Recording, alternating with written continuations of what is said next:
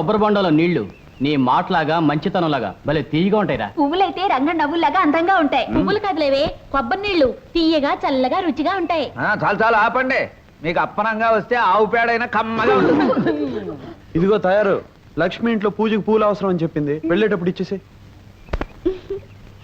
రాజా రంగా రంగా అబద్ధాలు సత్యవతి వస్తుంది.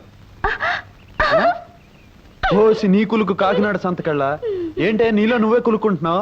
ఏంటి సంగతే? గోరింటాకు పెట్టుకున్నాను, ఎట్ట ఉందో చెప్పు. అదిరిందే. ఈ పూల జడ ఇదట్ట ఉంది. అబ్బా ఇది మరీ అదిరిందే. కొత్త గాజులు ఎలా ఉన్నాయి?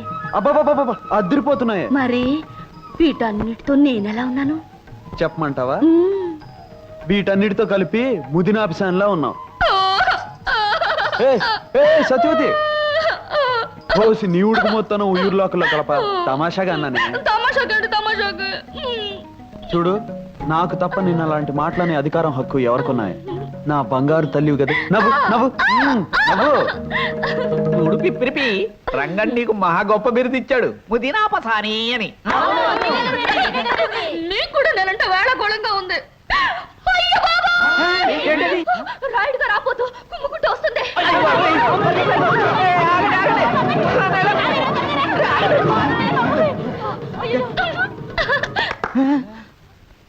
రాబోతు రాయుడు గారేది? రాయుడు గారు రాబోతేది భలే బాగా అయిందిలే. ఒక్క అబద్ధంతో అందరి తిక్క కుదిరింది. అబద్ధమా?